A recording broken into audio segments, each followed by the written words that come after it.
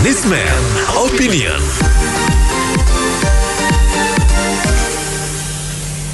Harga PCR yang sudah diturunkan malah kini menimbulkan kisruh.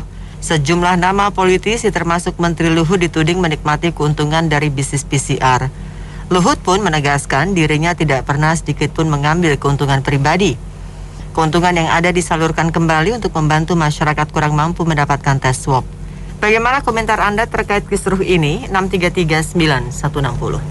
Iya, masyarakat banyak beropini kalau sebetulnya di bisnis PCR ini kemungkinan ada keuntungannya memang, dan itu kalau keuntungan dipakai buat misalnya menyumbang apa-apa, tinggal atas nama siapa nih. Kalau keuntungannya misalnya dari negara, ya seharusnya ke APBN kan, jadi bukan nama pribadi. Terserah digunakan untuk apa, tapi yang penting ini kalau memang dana-dana negara ya dikembalikan ke negara, seharusnya gitu. Kalau dana pribadi dikembalikan pribadi, private dikembalikan ke privat, misalkan seperti itu. Kalau penggunanya untuk nyumbang atau untuk apa itu kan masalah nanti. Yang penting sumber dananya itu sebetulnya punya negara atau bukan, kan seperti itu. Menurut rakyat, kebanyakan rakyat kemungkinan opininya, kemungkinan seperti itu. Terima kasih. Assalamualaikum warahmatullahi wabarakatuh. Kalau menurut saya sih siapa aja yang mau pejabat kayak atau yang biasa mau bisnis itu boleh aja, selama dia itu bayar pajak sesuai dengan prosedur lah. Misalnya mesti bayar pajak PPN apa bayar. Yang nggak boleh itu kalau mengadakan pungli atau korupsi, itu aja nggak boleh ya Bu, itu harus dia ditangkap dihukum dah. Terus kalau apa tuh PCI itu kalau bisa di ini lah, di transparan berapa sih harga pokoknya supaya rakyat tahu ya. Walaupun merknya macam-macam ditulis harganya berapa, terus keuntungannya berapa, jadi rakyat jadi nggak merasa dicurangi. Kalau sama sekali gratis juga nggak bisa. Kayak tahu saya di negara lain juga nggak semuanya gratis. Kalau gratis semua negaranya bisa bangkrut. Karena kalau menurut saya sih corona ini masih panjang. Terima kasih. Ini memang isu yang bikin gregetan ya. Sebenarnya saya kira ini wajar-wajar aja, namanya perusahaan cari untung. Tapi ini kan sudah banyak diturunkan ya. Ini hanya gorengan oposisi lah, bahwa ini kebetulan Pak Luhut ya nggak in charge, padahal nggak ada undang-undang yang melarang ya nggak. Kedua, dia juga sahamnya sudah sedikit, ini digoreng terus seolah-olah ini ada KKN di dalam. Padahal banyak hal di negara kita ini, banyak yang pejabatnya terlibat. Coba dulu Petra apa, segala macam yang menyangkut penguasa lalu itu, banyak yang bermain bisnis. Karena nggak dibawa ke permukaan aja, ini digoreng sebenarnya. Kira biasa-biasa aja. Makasih. Kalau saya melihat sebetulnya ini ada dua dimensi. Yang satu dimensi adalah bahwa penggunaan jabatan dari beberapa petinggi untuk berbisnis PCR. Ya, ini sih sebetulnya kalau kita perhatikan ini praktek lazim dari zaman dulu ya. Tapi ya ini bagus juga lah buat pemerintah bahwa ini ada kontrol juga dari masyarakat, terlepas dari benar atau tidaknya. Nah, kemudian ada hal kedua, ini yang harus diwaspadai. Saya melihat ada upaya mau diseret seolah-olah PCR ini tidak penting, tidak perlu, dan tidak butuh.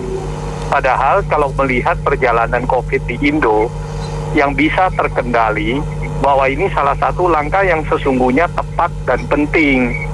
Jadi menyikapi masalah ini harus disikapi dengan benar. Jangan sampai pendompleng yang ingin meniadakan segala prokes ini berhasil dengan agendanya. Karena dari satu sisi kita harus tahu bahwa memang ini yang membuat Indo bisa bagus seperti sekarang. Jadi harus hati-hati menyikapinya. Jadi kalau menurut saya polemik ini baik-baik saja, bagus-bagus saja sih. Ya, terima kasih. Mengenai harga tes PCR itu sebaiknya dibuka Bu ya ke umum. Apa tuh kan bahan bakunya masih banyak kan import dari negara-negara barat ya. Itu supaya jelas. Jadi jangan sampai yang swasta juga ditekan terus sama pemerintah, harganya turun terus. Kan mereka juga beli kan pakai modal sendiri bukan dari pemerintah. Kalau memang modalnya mahal ya jangan diturunin ke 300.000. Kalau begitu terus perusahaan swasta juga pada bangkrut lama-lama. Jadi yang apa tuh yang seimbang lah. Kalau memang modalnya berapa ditulis aja di koran apa di televisi itu modalnya berapa yang jelas. Udah gitu jadi dikasih keuntungan berapa buat swasta. Udah gitu kedua tuh kalau bisa Indonesia tuh ikutin yang dia lah, bisa bikin alat-alat sendiri gitu ya, jangan ditanya import mulu. Kalau begitu kan jadi mahal mulu bahan baku obat di sini. Kalau mengenai yang lainnya saya nggak tahu sih, karena jadi orang baik tuh kadang-kadang di dunia susah. Kan orang yang baik malah disangka jahat, yang jahat disangka baik, gitu aja. Makasih. Jadi selalu di negara Republik Indonesia yang tercinta ini, sistem dan prosedur itu selalu tidak jelas.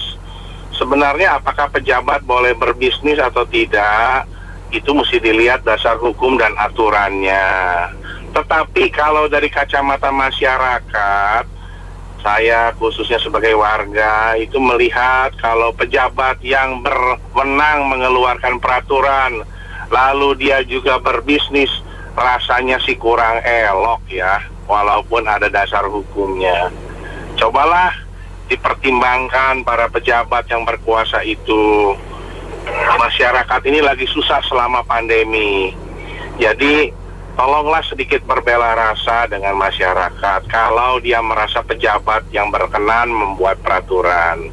Terima kasih. Waduh, sagut-magut di PCR ya. Jadi yang nggak etis lah seorang pejabat siapapun namanya itu yang sudah terekspos ke publik. Yang nggak etis, apalagi pengendali ya. Bingung kita. Katanya tidak mengambil untung, tapi dibilang mengambil untung untuk disalurkan lagi. Ya kan, harusnya semuanya dilepaskan, undang-undangnya sudah ada, harus dilepaskan. Dia mau punya usaha apa, dia mau bikin apa lagi nanti sebagai pejabat. Jadi intinya rakyat memang betul-betul uang rakyat ini memang nyaman sebagai kan menikmatinya, senang sekali. Kalau kita ini susah sekali menikmatinya. Ya, terlepas dari jasa LDP untuk Indonesia, beliau sudah salah karena ada konflik of interest di sana. Beliau harus membuktikan bahwa memang tidak pernah mendapatkan keuntungan, memang dipakai untuk berbuat baik lagi, uang itu sama sekali nggak pernah masuk kantongnya. Ya, jadi mohon maaf Pak LDP, Anda salah karena Anda lupa batasan, Anda melanggar kode etik.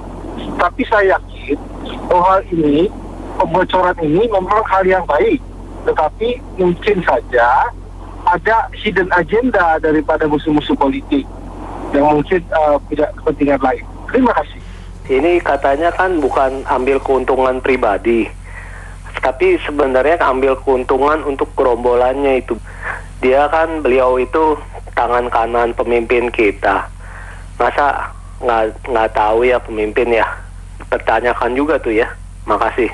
Sebagai pejabat ya fokus sajalah kepada tugas-tugas dia gitu. Perkara dia nggak dapat untung ini dan itu kan menurut dia. Masyarakat melihat dia telah berbisnis. Kalau mau ya alihkan saja ke orang lain kalau memang mau berderma gitu. Ya, ke lembaga-lembaga yang memang butuh bisnis itu dan bisa dengan benar mengalihkan keuntungannya untuk masyarakat. Itu saja dari saya, terima kasih. Itu kalau begitu kan harusnya nggak boleh pejabat begitu, Pak. Kalau jangan ambil untung, terus pejabat lain juga boleh begitu. Jadi contoh yang jelek gitu buat pejabat lainnya. Itu aja, terima kasih.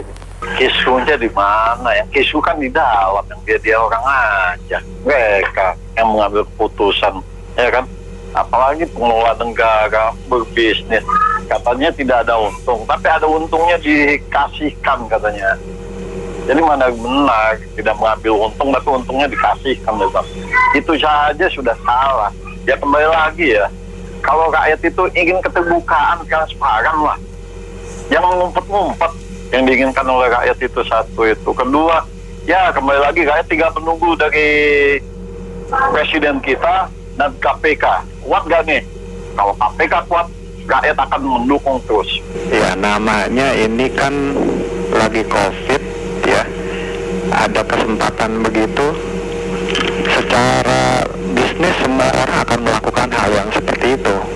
Ya, ini kebetulan mungkin ya kalau benar nih Pak Luhut bikin perusahaan seperti ini, ya memang mau dikata apa? Nasi kan sudah jadi bubur ya. Yang penting sekarang kan pemerintah sudah melalui Menteri Kesehatan kan sudah berani mengambil sikap begitu ya, walaupun sih agak terlambat, tapi lebih baik terlambat daripada sama sekali enggak. Nah cuman ke depannya pemerintah harus berani tegas gitu. Jadi kalau memang udah harganya nggak wajar, ya apalagi ini untuk kepentingan rakyat banyak, rakyat lagi menderita, pemerintah juga kekurangan uang, ya kan? Nah mestinya pemerintah harus berani intervensi, ya, supaya ini nggak terjadi lagi di kemudian hari. Ujung-ujungnya karena apa? Yang dirugikan adalah masyarakat juga, gitu loh. Ya, makasih. Ya ini sebenarnya harusnya dari pihak pemerintah harusnya fair juga lah. Karena ini pejabatnya berbisnis ya, gitu. Harusnya kan waktu diangkat jadi pejabat mereka bersumpah tidak boleh menyalahgunakan kekuasaan dan wewenang untuk kepentingan pribadi. Ya itu yang harus dievaluasi lagi lah. Yang kedua ya ini media sendiri juga goreng gitu loh. COVID sudah baik, sudah membaik, terus media menggoreng hal-hal yang nggak perlu, lawan-lawan politiknya, terutama lawan-lawan politiknya ya gitu. Ya susah juga, bangsa ini memang bangsa yang nggak tahu, kita susah ngomong. Ya dreaming country, saya bilang gitu. Ya harusnya dari Pak Jokowi kan harus kerja untuk pejabat-pejabat yang berbisnis. Ya mereka kan sudah disumpah gitu loh. Itu aja. Iya, saya setuju dengan Bapak penelpon tadi. Termasuk radio ini pun saya lihat memang kayak berseberangan sama pemerintah gitu. Banyak itu memprovokasi juga. Jadi nggak baik begitu. COVID udah baik. Nah sekarang kan ada pemeriksaan, periksa aja kalau Luhutnya salah masuk ke penjara, kan begitu. Jadi jangan memprovokasi, udah tenang, COVID udah nggak ada, udah bisa cari makan, ekonomi bergeliat, kan begitu. Nah kalau memang ikut lawan pemerintah, ya coba aja, nanti nungsek itu. Terima kasih. Radio ini nggak provokasi Pak, dia netral. Bangsa kita udah hancur, moralnya, etikanya. Terima kasih. Baik. Terima kasih banyak Anda mitra bisnis yang sudah beropini untuk Businessman Opinion. Saya Nina Media.